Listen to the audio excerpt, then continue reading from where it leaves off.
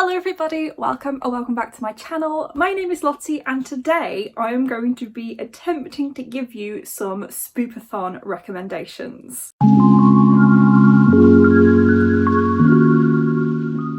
As you all know, Spoopathon is happening this year in October and I will leave a link in the description to the announcement video, and I am a co-host of Team Librarians along with Spoopy Hull. I wanted to do a recommendations video for books you could read during Spoopathon. However, Spoops has not revealed the prompts, not even to their co-hosts. So I have no idea what the prompts are going to be in each wave of the readathon, but I have a pretty broad idea of what I could read and what you could also read during the month based on kind of what the prompts have been in the past. It's just basically a random guess.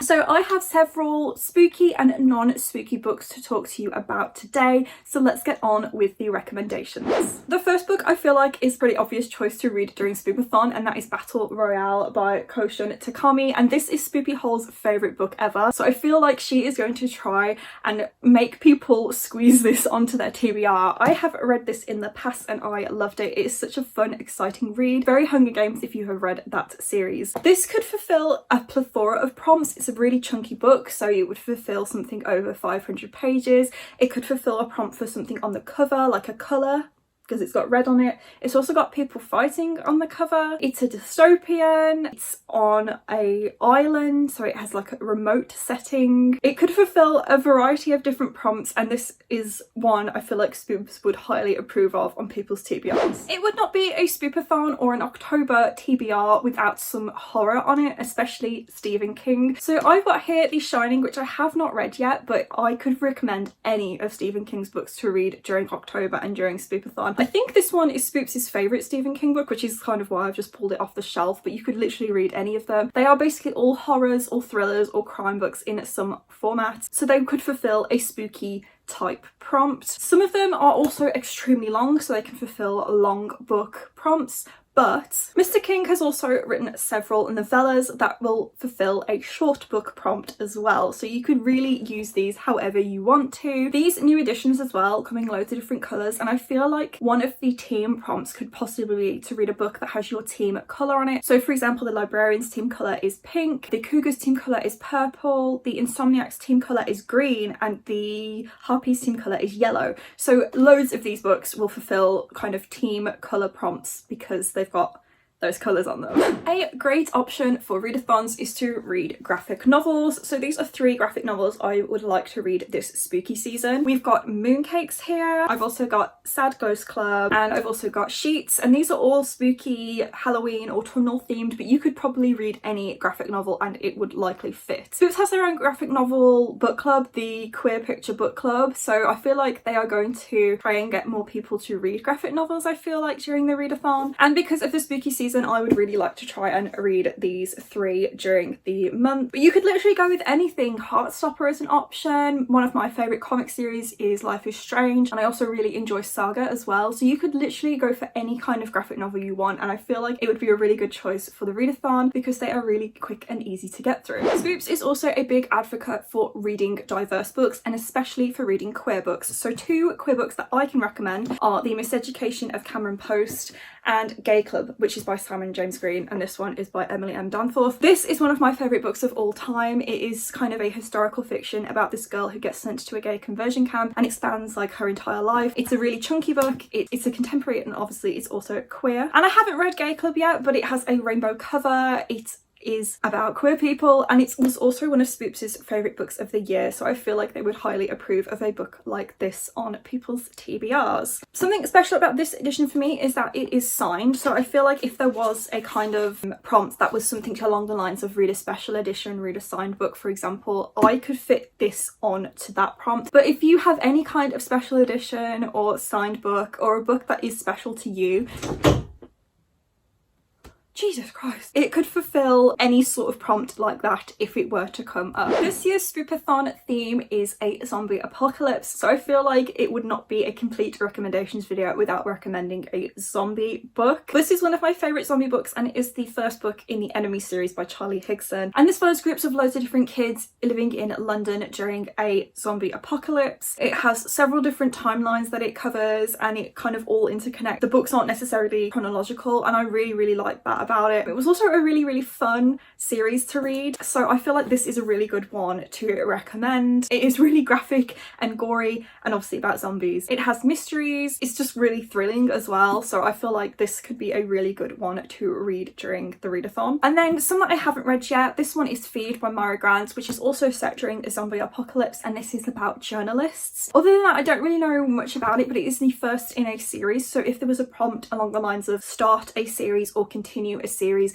this and also The Enemy could be good ones for that, because they are part of series, and you could possibly, like, if you had already started this series or you wanted to read the whole series during the month, then you could like fit in prompts like that. And then this is another one I haven't read yet, The Girl with Other Gifts by M.R. Carey, and I don't know too much about this either. I think it's set in like a zombie apocalypse, but it's also about a girl with superpowers, I think. So if there was something like a supernatural twist type prompt or book about power, I don't know, I'm literally just pulling stuff out of the air at the moment, then it could fulfill something like that. It's also got a bright yellow cover as well, so if you were on Team Harpies and there was a prompt that was like read your team colour, it could fulfill that. I honestly, like, I'm trying to recommend books here without having any idea what the prompts are going to be, so my suggestions for prompts are obviously completely made up, but these are really good books and books that I'm really excited to read, so that's kind of where I'm coming from with this. Another recommendation is the Mina and the Undead and Mina and the Slayers duology by Amy McCall. This is obviously the first one, and this one just came out in September, and I definitely am planning to read this during the Spoopathon no matter what the prompts are going to be. This is like everybody's new favourite duology. Everybody's raving about it. I love it. So this is about vampires, and it is a murder mystery set in New Orleans. I feel like it could fulfill a lot of different prompts for Spoopathon. I read this during Camp Spoopathon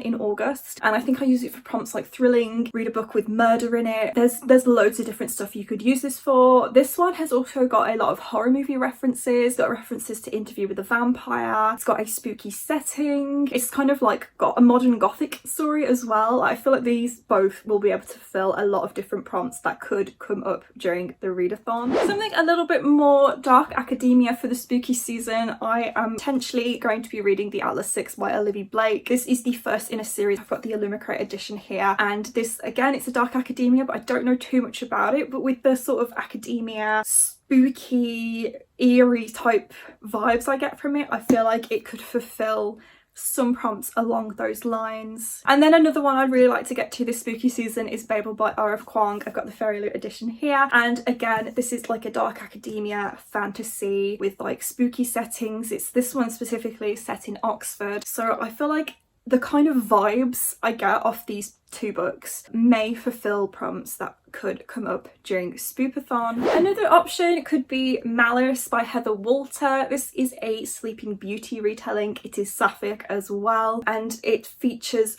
a story where the villain is the main character. I'm hoping to read Misrule, which is the sequel to the duology, in October, so if you wanted to like read the first one or carry on with the second one, I feel like these could be very good options. I read this one during Spoopathon last year. I don't think that prompts will be sort of recycled, but I definitely feel like this could fulfill a lot of options that could come up, because it just kind of spans a lot of different tropes, topics, etc. If you're more into your contemporary romance, I really recommend The Kiss Quotient by Helen Huang. This is diverse, it has a Vietnamese main character, and she is also autistic. It is sexy, it is a contemporary romance. I don't really know much else to say about it. You know, I feel like there are going to be prompts as well that could fit a variety of different genres, so you don't just have to read spooky books during Spoopathon, but I feel like I'm definitely going to be prioritising reading spooky books. But if you wanted a recommendation that could possibly fulfill prompts and also sort of cover different genres, this is one that I really recommend, because this is one of my favourite contemporary